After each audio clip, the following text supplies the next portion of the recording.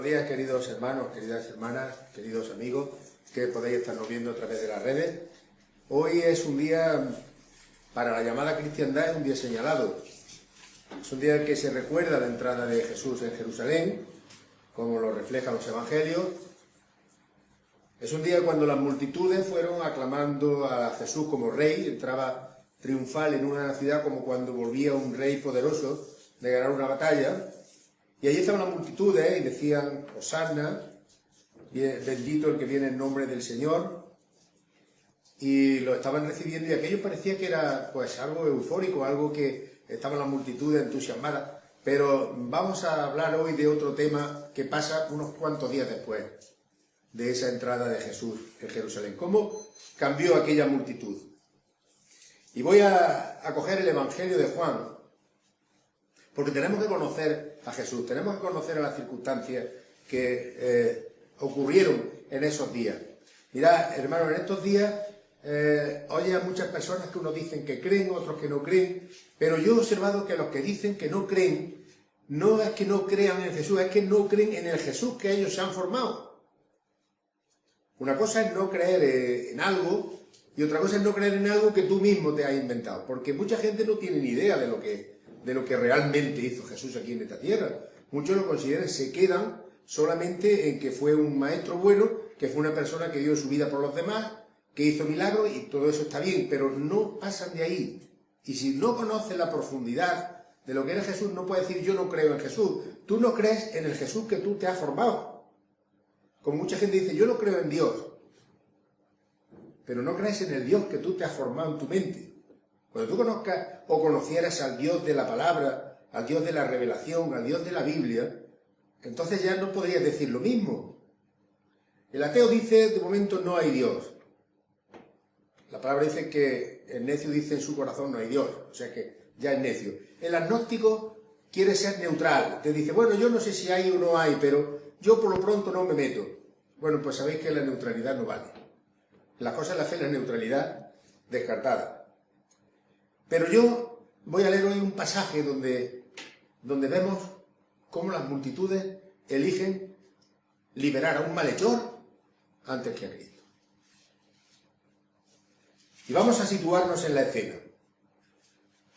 Si leemos empezando en el capítulo 18 del Evangelio de San Juan, capítulo 18, versículo 38, así, 18, versículo 38, le dijo Pilato a Jesús, estamos ya en los días críticos, estamos en los días que empieza la pasión de nuestro Señor Jesucristo, estamos en los días ya cruciales. Y le dijo Pilato cuando lo llevaron a él detenido, ¿qué es la verdad? Y cuando hubo dicho esto, salió otra vez a los judíos y le dijo, yo no hallo en él ningún delito. Pero esto no le libra de que fuera un juez injusto. Si él sabía que no había ningún delito, libéralo.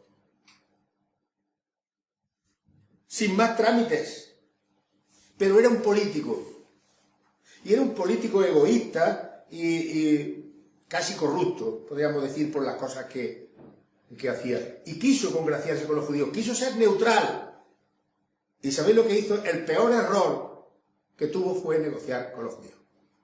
Si tienes la autoridad y tienes el poder de liberar a un reo y crees que no ha hecho delito, libéralo. Pero era corrupto, era una persona, era prevaricador. Y dice el Evangelio de Lucas, en este no lo hemos leído, pero dice el Evangelio de Lucas, en el capítulo 23, del 6 al 12, que que Pilato, para quitarse de en medio la responsabilidad, lo manda a Herodes. Herodes era el que gobernaba en toda la zona de Palestina, era un supeditado también a los romanos. Y además una persona que no era ni querida por el pueblo. Y lo manda a Herodes, que gobernaba en Galilea. Y Herodes, ahí lo que quería, si leemos ese trozo del Evangelio de Lucas, lo que quería es que Jesús hiciera algún milagro delante de él para él satisfacer su curiosidad. Y muchas personas dicen, si yo hubiera... No, tú no quieres ver para creer, tú quieres ver para satisfacer tu curiosidad. Y a Herodes le pasaba eso, quería, haz algún prodigio aquí delante de mí. Y Herodes incluso con sus burlas, con las humillaciones a las que sometió a Jesús, tampoco lo encontró culpable. Fijaros que Herodes era un reyezuelo del que había que tener mucho cuidado. Pero sin embargo, tampoco, dice Lucas, capítulo 23, versículo 15, tampoco encontró en Jesús un crimen digno de muerte. Pilato se desentendió. Los mandó a Herodes, y Herodes que... Pilato y Herodes se llevaban muy mal. Se llevaban muy mal. ¿Y qué hace Herodes? Los manda otra vez a Pilato. Pero Pilato, que quería congraciarse también con los judíos por cuestiones políticas, y los judíos que querían congraciarse con Pilato también por razones religiosas, porque los judíos querían que Roma reconociera oficialmente el judaísmo como religión. Y así lo hizo, que los judíos no estuvieron perseguidos por los romanos, si os dais cuenta. Y los judíos en Roma gozaban, los judíos que vivían en Roma, en la capital del imperio, gozaban de plena libertad. Y esto le interesaba a las autoridades judías, que su religión fuera reconocida por el gran imperio romano. Sin embargo, los cristianos fueron inmediatamente perseguidos. Roma era tolerante con todas las religiones. Venía el Zoroastro de Persia y lo asumían. Venían los dioses de Egipto y los asumían. Pero el Dios cristiano, Jesucristo como Dios y hombre, era inaudito para ellos. Y aquí Pilato quería contentar a las dos partes, y eso no es posible, hermano. No es posible contentar a la luz y a las tinieblas al mismo tiempo. Y fijaros que Pilato y Herodes se llevaban mal, y de este momento del juicio injusto a Jesús se hicieron amigos. ¿Y esto qué nos dice? Que a veces las personas, para luchar contra el Evangelio, contra Jesús y contra su iglesia verdadera, se unen. Se unen para luchar contra el verdadero cristianismo. Ahora sabéis que hay una costumbre en el pueblo de Israel en estos tiempos, que era soltar a un preso en tiempo de Pascua. Y vamos a seguir leyendo cuando dice Pilato: no halló en él ningún delito. El versículo 39 del capítulo 18 dice: pero vosotros tenéis la costumbre que os suelte uno en la Pascua. ¿Queréis pues que os suelte al rey de los judíos? Hablando de Jesús y hablando de un poco en tono burlesco. Entonces todos dijeron a voces: no sueltes a este, sino a Barrabás. Y dice el Evangelio, Barrabás era ladrón. ¿Sabéis lo que significa Barrabás? Barrabás significa, traducido literalmente, hijo del Padre. Claro que nombre, ¿eh? Ya sabéis que Bar era hijo, Bartimeo, Bartolomeo. Abba era el padre. Barrabás. Pues Barrabás era hijo del Padre, según la traducción literal. Y aquí, en la traducción de Reina Valera, nos dice que era un ladrón, pero el término griego usado era lestés. Lestés, que es mucho más profundo que un ladrón. Era un ladrón, era delincuente, era homicida. Y bueno, en otros evangelios nos dice que era sedicioso, que era una persona que se rebelaba contra lo establecido, contra el poder. Era lo que podríamos decir hoy un insurgente. Mirad que esto podemos decir, es que esto pasaba en aquel tiempo que la gente era ignorante. El otro día, indagando sobre esto, me encuentro con un programa de televisión que yo no sé en qué cadena es, pero se llama La Resistencia o La Residencia, no me acuerdo cómo se llama. Y sale uno y tiene dos carteles cubiertos con un lienzo. Un lienzo y otro lienzo. Y en plan humorístico empieza, bueno, pues vamos a ver aquí qué elegimos. Y en plan humorístico, es un poco ya irreverente, desvergonzado, pues presentó a Jesús y a Barrabás. Dice, ahora vosotros, con vuestros aplausos, vais a decir a quién queréis que se libere. El aplauso que más dure es a quien vamos a indultar. Porque ya una vez en la historia, así en esta comparación, Barrabás ganó a Jesús, salió liberado y Jesús fue a la cruz. Vamos a ver ahora qué veredicto tenéis vosotros. ¿Y qué pensáis? ¿Qué pensáis que hizo el auditorio de aquel teatro, un teatro grande? Eligió a Barrabás. Y eso pasa ahora. Y eso pasa en este siglo. Eligió con sus aplausos a Barrabás. A pesar de que se dijo que en plan broma o como fuera, dijeron allí todos los delitos que había hecho, todo lo que significaba que estuviera ya en la cárcel a punto de crucificarse, estaba prácticamente en el corredor de la muerte, como diríamos hoy en día. Y era una persona que se había rebelado contra el Imperio de Roma. Parece que pertenecía a alguna cuadrilla terrorista. La cuestión es que parece que también nos dice el Evangelio que estaba preso con sus compañeros de motín, que había cometido homicidio en una revuelta, y Lucas nos dice que había sido echado a la cárcel por sedición en la ciudad y por un homicidio. Así que esto explica que que Juan aquí dijera que era un preso famoso. Y la gente, entonces como ahora, prefirieron soltar a un delincuente antes que a Jesús de Nazaret. Fijaros qué ironía nos da la vida, nos da la experiencia de la historia. Dice, voy a seguir leyendo, y empiezo con el capítulo 19 del Evangelio de San Juan. Así que entonces tomó Pilato a Jesús y le azotó. Y le azotó. Fijaros qué estrategia toma ahora Pilato. Coge a Jesús y lo azota. A ver si así los judíos ya se quedaban contentos. Y fijaros qué contradicción. Uno preso en la cárcel por matar a una persona. El otro allí sometido a juicio, Jesús, por dar vida a las personas.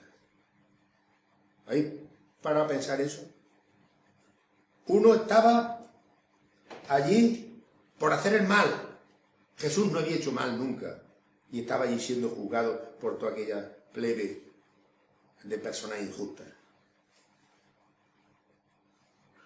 Y dice el Evangelio, fijaros la manipulación, dice el Evangelio de Mateo capítulo 27, versículo 20, los principales sacerdotes y los ancianos convencieron a la multitud que pidiese a Barrabás y que Jesús fuese muerto. Es que se te pone el vello de punta. Los judíos aquí que estaban allí presentes demostraron toda su crueldad y su maldad y su hipocresía, despreciando al Mesías por un homicida, por un criminal. Y Pilato dice, voy a hacer otro intento, a ver si... Y la única cosa que se le ocurre, azotar a Jesús. Pero la ley de Moisés limitaba a 40 azotes. La ley romana no tenía límite. La ley romana era hasta que el que estaba dando los latigazos caía ya agotado. Y se daban con un mango de madera corto, donde habían sujetado varias correas y en cuyo extremo colgaban trozos de plomo o bronce o trocitos afilados de hueso. Se solían dar en la espalda desnuda. Y a veces eran los desgarros tan grandes que llegaban a verse hasta los huesos. Fijaros, qué crueldad, qué refinamiento, si se podemos decir así, de crueldad. A los ciudadanos romanos no se podía hacer esto. Ellos se reservaban ese castigo para los que no eran ciudadanos romanos. Tanto es así que a Jesús lo dejaron sin fuerza. Lo dejaron hecho polvo. Y eran unos destrozos que generalmente precedían a una ejecución. Y cuando se hacía esto era porque ya presagiaba que esa persona iba a ser ejecutada. Y luego viene la parodia, una parodia dolorosa. Dice que los soldados entretejieron una corona de espinas y lo pusieron sobre su cabeza y le vistieron con un manto de púrpura. Ya habla Génesis de esa corona de espinas. y le decían, salve rey de los judíos, y le daban bofetadas. Caer en las manos de los soldados romanos, que eran de los más crueles, los más sanguinarios, y cae el Cordero de Dios en manos de esta gente. Pilato creía que los judíos se iban a contentar con eso. Aquella jauría que parecía una jauría de alimañas devorando a su presa. Allí. Y se cumplen las palabras cuando Jesús dice, vosotros sois de vuestro padre el diablo y los deseos de vuestro padre queréis hacer. Él ha sido homicida desde el principio y no ha permanecido en la verdad porque no hay verdad en él. Y fue acusado falsamente. Y fue un juicio donde, en vez de esclarecerse la verdad, lo que se hizo es echarle tierra el más injusto juicio que se registra. Y en la época en que estamos hablando del Imperio Romano. Y además, para colmo, Poncio Pilato sabía que Jesús había sido entregado por envidia. Lo dice el Evangelio de Mateo, capítulo 27, versículo 18. ¡Qué cobarde! Y él despreciaba a los judíos, pero los despreciaba, pero activamente. Él no quería a los judíos ni en pintura, pero quería congraciarse con ellos. Y bueno, a ver si así azotándolo se compadecen un poco. A ver si así verlo como lo ven, ahí coronado de espinas, con ropa ahí, simulando que era un rey. Y bueno, pues no consiguió con eso nada. Porque dice en el versículo 7, después de que Pilato en el versículo 6 le dice que no hallo yo no hallo delito en él. Y sabéis lo que dijeron los judíos, nosotros tenemos una ley y según nuestra ley debe morir porque se hizo a sí mismo hijo de Dios. Mirad, el autor de la ley, el creador de la ley, ahora está siendo juzgado porque aquellos decían que no había cumplido la ley, porque se declaraba hijo de Dios. Y dice que Pilato tuvo más miedo. En su tercer intento, ya vemos aquí en el capítulo 4 que hay un intento, otro segundo intento, de decir que no hay delito en él. Pero sabéis que después de azotarlo, después de escarnecerlo, los judíos no se compadecieron. Tú ves a una persona que ha sufrido un accidente y te da compasión, natural, por sentido natural, por instinto natural, te da pena de esa persona. Ellos no le dieron pena ninguna a los que estaban allí, manipulados por aquella plebe. No se compadecieron de él, sino que seguían insistiendo, crucifícale, crucifícale. Y Pilato pensó que dándoles permiso a ellos para que lo crucificaran, se quitaba del medio. Y dijo, crucificadle vosotros, porque yo no hallo delito en él. La tercera vez que dice, no hallo delito en él. Ahora, Pilato estaba ya, cuando oyó que él era, que los judíos decían que era hijo de Dios, ¿habéis pensado cómo le sonaría esto a Poncio Pilato? Él era pagano, él no tenía un dios solo, tenía varios dioses. Los romanos tenían varios dioses. Cuando dijo, es que él ha dicho que es hijo de Dios. Posiblemente no lo comprendiera, pero trasladándolo a su mentalidad, podría pensar que se había hecho hijo de algún dios que existiera por ahí. Y entonces esto lo que hizo es que le dio, ese temor que tenía se convirtió en soberbia. Porque Pilato, cuando yo decir esto, dice que tuvo más miedo, en el versículo 8. Más miedo quiere decir que antes ya estaba asustado, ahora tuvo más. Y entró otra vez en el pretorio y dijo a Jesús cuando dijo, ¿de qué Dios será hijo? Y le dijo, ¿y de dónde eres tú? Y se ve que Jesús no le respondió, porque no quería alimentar la superstición y la curiosidad malsana de aquel cobarde. No le dio respuesta. Y Pilato se ensoberbece todavía un poquillo más y dice, ¿a mí no me hablas? ¿No sabes que tengo autoridad para crucificarte y que tengo autoridad para soltarte? Fijaros, ahora quería tener autoridad. Cuando había negado ya varias veces con sus actos, con sus hechos, había negado que no tenía autoridad ninguna porque estaba siendo manipulado por todas partes. Y Jesús le dice, ninguna autoridad tendrás contra mí si no te fuese dada desde arriba. Por tanto, el que a ti me ha entregado, mayor pecado tiene. Y ya esto le hace reflexionar a Pilato, que procuraba soltarle, dice el versículo 12.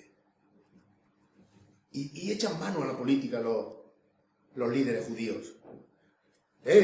Si te lo sueltas, sabes que te ponen en enemistad con el jefe de tu imperio. Te ponen en enemistad con César. Porque él ha dicho que él es el rey. Y aquí no hay más rey que César. Fijaros qué manera tan ruin.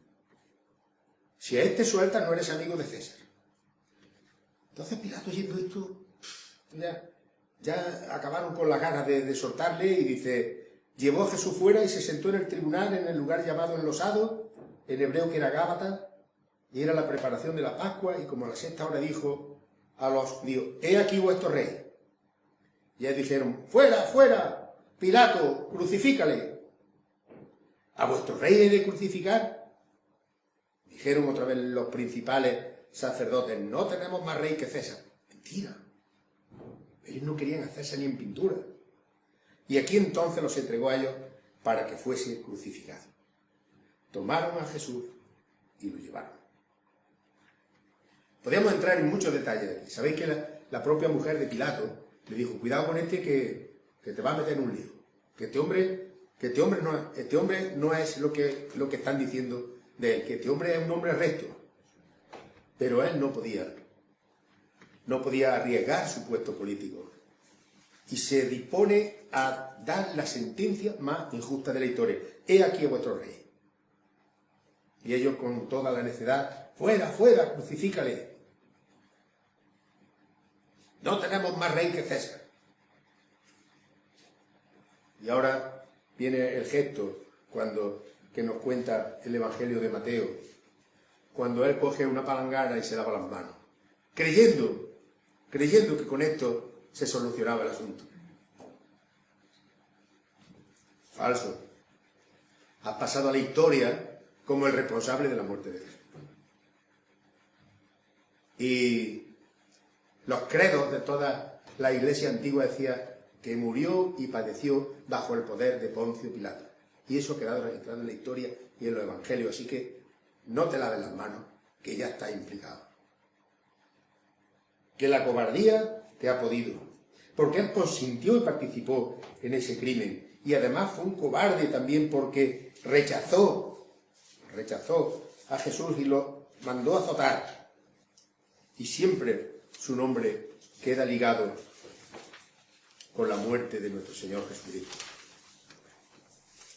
Voy a ir terminando, hermanos, porque ahora tenemos que centrarnos en ese que Pilato ofreció, suelto a Barrabás o suelto a Jesús. Sabéis que la multitud se inclinó por Barrabás.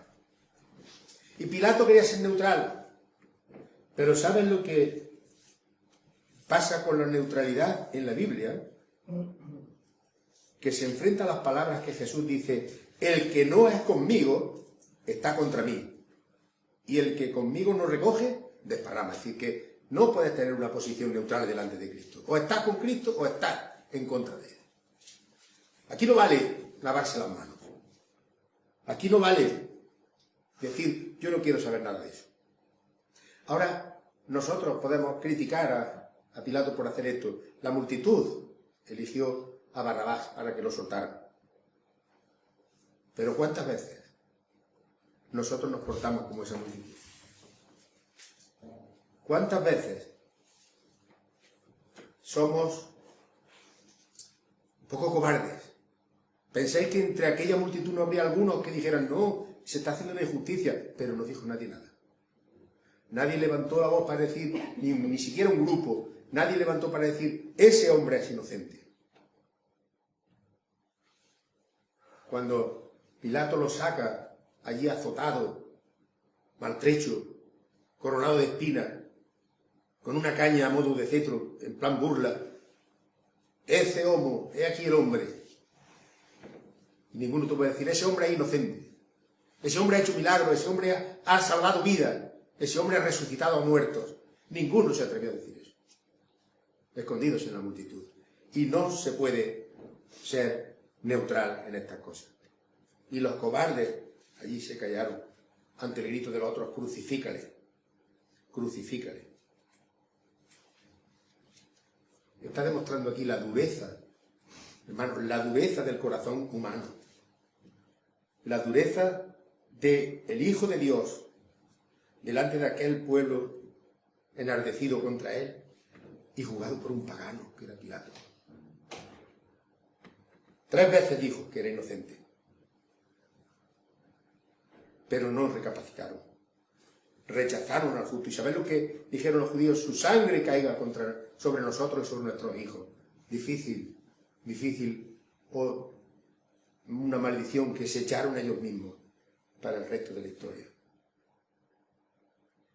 ¿A quién prefirieron? A Barrabás.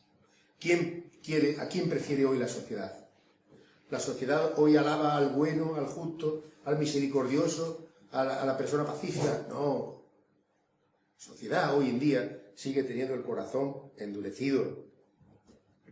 Porque ya dice la palabra de Dios en el Evangelio de Juan, a los suyos vino y los suyos no le recibieron.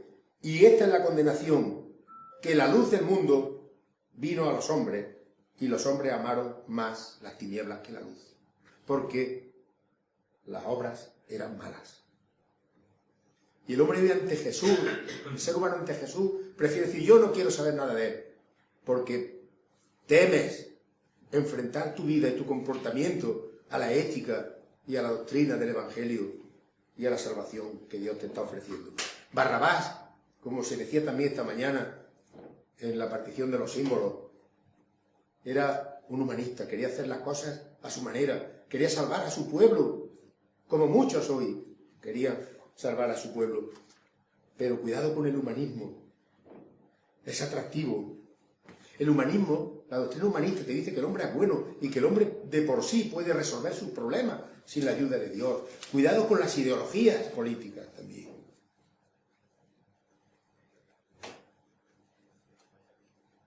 Mirad, del humanismo surgen muchas teorías, entre ellas el marxismo, que dice que el hombre puede conseguir el paraíso en la tierra sin necesidad de Dios. Si habéis oído el himno de la Internacional Comunista o la Internacional Socialista, que se llamaba así, cuando se declaraban marxistas, decían, agrupémonos todos en la lucha final. El género humano es la internacional. Ni en dioses, reyes ni tiranos está el supremo salvador. Nosotros mismos realizamos el esfuerzo redentor. Eso lo dice. Ese es el humanismo. Decir que el hombre puede hacer las cosas por sí solo, que el hombre no tiene necesidad de Dios. Y hoy los barrabases son aquellos que dicen que no necesitamos a Cristo para nada. Y dentro de la iglesia, llamada cristiana, también podemos tener barrabases. Aquellas personas que dan más prioridad a otras cosas que al Supremo Salvador. Los rebeldes, los estafadores, los corrompidos, los adúlteros, todos esos a los que la sociedad aplaude. Si nosotros aplaudimos con esa sociedad, nosotros estamos haciendo el mismo papel que hizo la multitud aquella cuando solicitó que soltaran a Barrabás en vez de a Jesús. Porque no nos gusta la justicia, no nos gusta la honestidad, no nos gusta lo bueno, queremos las cosas turbias. Y el humanismo es así, y hoy en día también es así. Cuidado con los barrabases. Hermanos, pero también otra parte, en el otro extremo, puede ser el legalismo. Personas cerradas, que dan un culto a cosas que no son ya ni siquiera al mismo Jesús, sino que introducen costumbres y cosas que no son ni bíblicas y que las ponen ya como norma dentro de las iglesias. Nosotros hemos visto cómo las sectas se levantan y tienen su líder, y tienen su adepto, y tienen su doctrina cerrada, y tienen su privacidad, y tienen tantas estas cosas que son exclusivas, que solamente ellos son los que llevan la verdad por delante. Y este pasaje, que es terrible, pero es también glorioso, porque nos muestra a Jesús como Rey, allí humillado por nosotros, previos días a la terrible crucifixión. ¿Y por qué aquellos líderes religiosos odiaban tanto a Cristo? Porque aceptar a Cristo significa que tú eres impotente para salvarte a ti mismo. Y eso no podían consentirlo.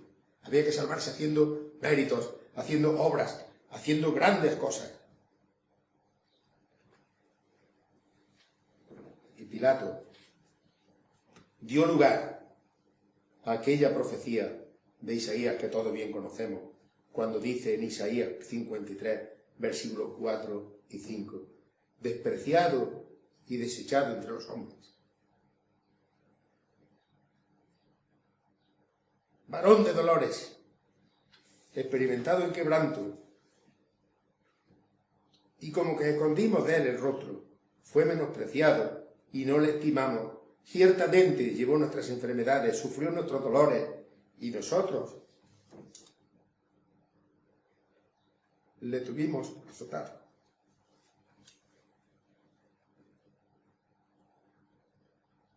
Por herido de Dios y abatido, mas él herido por nuestras rebeliones,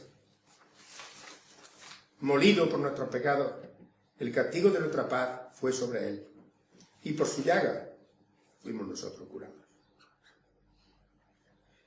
Y él soportó todo aquello por nuestra salvación. Es necesario,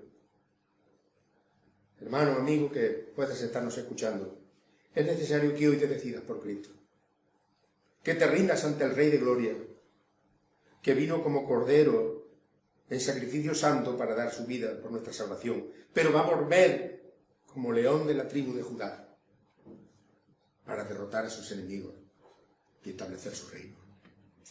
Pero que en esa segunda venida de nuestro Señor Jesucristo estemos todos en el lado de Cristo, no en el lado de la multitud, no en el lado de aquellos que pidieron su crucifixión. Evidentemente, para que se cumpliera la profecía, porque sin esa crucifixión no habría llegado la salvación a nosotros. El castigo de nuestra paz, es decir, a causa de que nosotros tuviéramos paz, cayó sobre él, y por su llaga misericordiosa nosotros fuimos curados. Hermanos, que el Señor nos bendiga en esta mañana.